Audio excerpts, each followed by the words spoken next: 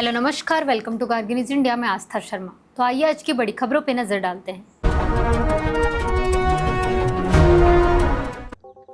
सरकार damage control mode में है, लेकिन ग्रेट निकोबार प्रोजेक्ट पर उठे गंभीर सवालों का जवाब नहीं दे पाई है। कांग्रेस के जयराम रमेश ने पर्यावरणीय खतरे, आदिवासी अधिकारों और पारदर्शिता की कमी को लेकर केंद्र के दावों पर सवाल उठाए हैं।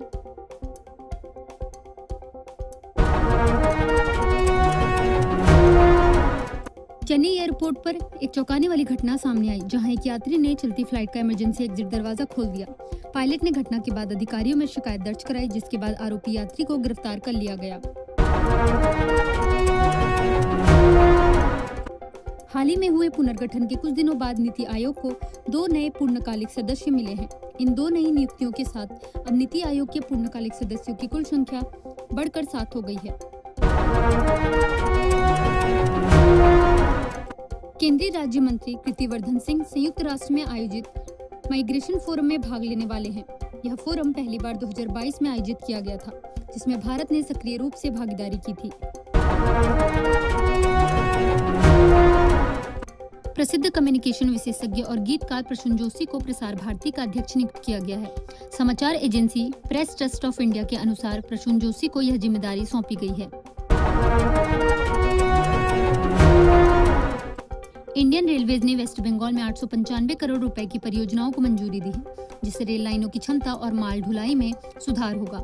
इन योजनाओं से ट्रेनों की आवाजाही तेजी होगी, देरी कम होगी और व्यापार व उद्योग को फायदा मिलेगा। जोराम आनिया को नीति आयोग का पूर्णकालिक सदस्य नियुक्त किया गया है, जो अरुणाचल प्रदेश से पहली ऐसी नियुक्ति है। वह निशी समुदाय की पहली महिला है जिन्होंने पीएचडी की डिग्री हासिल की और अरुणाचल प्रदेश में हिंदी में पीएचडी पूरी करने वाली भी पहली महिला बनी। एमके स्टॉलिन की कहानी चेन्नई के मरीना बीच से शुरू होती है, जहां 1953 में उनका नामकरण हुआ था। वह महान नेता एम करुणानिधि के पुत्र हैं और द्रविड़ मुनेत्र खजगम के प्रमुख चेहरों में से एक हैं। गैलेक्स आई के दृष्टि सैटेलाइट को सीईओ सुयश सिंह ने तकनीकी रूप से बड़ी उपलब्धि बताया। यह सैटेलाइट भारत की निगरानी क्षमता बढ़ाकर पाकिस्तान और चाइना के लिए चुनौती बन सकता है। जबलपुर में नाव हादसे में मरने वालों की संख्या बढ़कर 13 हो गई है, क्योंकि बांध से आखिरी शव बरामद कर लिया गया। नाव में सवार 41 पहचाने गए यात्रियों में से 28 लोगों को घटना के बाद सुरक्षित बचा लिया गया। प्राइम मिनिस्टर नरेंद्र मोदी ने दिल्ली के विवेक विहार में आग की घटना पर शोक जताया और मृतकों के परिजनों को 2 लाख की अनुग्रह राशि देने की घोषणा की। रविवार सुबह 4 मंजिला रिहायशी इमारत में लगी आग में 9 लोगों की मौत हो गई थी।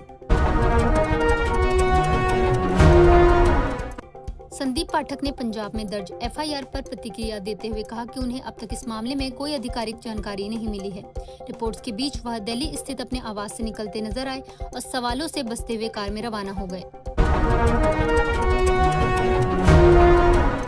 सीन कुरैन, जिन्होंने पहले डोनाल्ड ट्रंप को एक हत्या के प्रयास से बचाया था, अब एक अन्य सुरक्षा चूक को लेकर सवालों के घेरे में हैं। राष्ट्रपति का भरोसा जीतने के बावजूद अब उनसे यह पूछा जा रहा है कि क्या वे सुरक्षा व्यवस्था में जरूरी बदलाव लागू कर पाएंगे। इंडिया और न्यूजीलैंड के बीच प्रस्तावित एफटीए को कनाडा भारत व्यापार समझौते के लिए एक मॉडल माना जा रहा है। यह समझौता सीईपीए वार्ता को दिशा दे सकता है, जिसका लक्ष्य 2030 तक द्विपक्षीय व्यापार को 70 अरब कनाडाई डॉलर तक बढ़ाना है।